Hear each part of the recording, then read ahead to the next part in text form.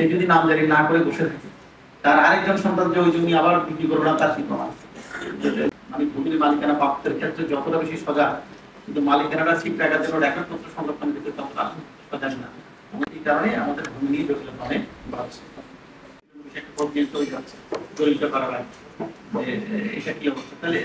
আসলে এই এক কাজের জন্য মানুষকে দিবাতিক বা যেত না। আর আমরা তখন একটা বাইন্ডিংসের মধ্যে থাকতাম যে না, দলিলের সাথে সাথে মিউটেশন করতে হবে। এখন আমাদের হয় কি, আমরা একটা দলিল করার পর অনেকে 10 বছর 20 বছর মিউটেশন করি না।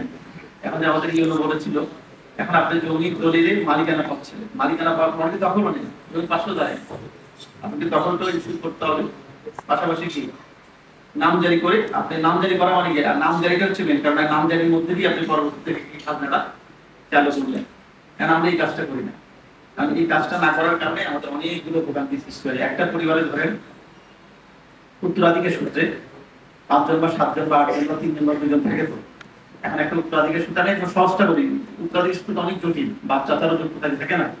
আমাদের দেখবেন যে অনেকেরই দাদার দিনের জমি এখন আমরা কি করি, বন্টন করে নিয়ে নামজারি করে নিই। তাহলে সেটা তো দাদা থেকে কি তার সন্তান, সন্তান থেকে তার সন্তান, তার সন্তান থেকে তার সন্তান, কত বড় একটা টেন্স। অত জটিলতা যাচ্ছি না, কিন্তু সহজ ভাষায় বলি, কয়ের 3 জন সন্তান আছে, কয়ের 3 জন সন্তান, 3 জন সন্তানের মধ্যে একজন সন্তান তার ইচ্ছা অনুযায়ী তার একটা অংশ জমি বিক্রি করে দিল, বিক্রি করে দিলে আরেকজন পার্টির কাছে বিক্রি করবে। সে যদি নামজারি না করে বসে থাকে, তার আরেকজন সন্তান যে ওই জমি আবার বিক্রি করবে না তার কি প্রমাণ? সার্ভিসটাকে কি কোনোভাবে বোঝার এখানে কোনো সুযোগ আছে? কোনো সুযোগ নেই, কোনো সুযোগ নেই।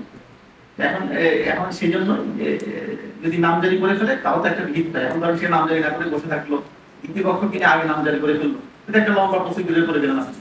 এরপর আপনাকে আদালতের ব্যবস্থা হওয়া ছাড়া কোনো উপায় নেই। আর আদালতের ব্যবস্থা হলে একটা মানবিক বিষয়, অনেক জটিল আসলে সিভিল কোর্টে মামলা হলো, কারণ এটা হাত বদলে যায় যে কিনে তার অর্থের যুক্ততা থাকে। এখন আলটিমেটলি ভূমির যে সমস্যাগুলো, সেই সমস্যাগুলোর জন্য সাধারণ আমরা সকলেই দায়ী।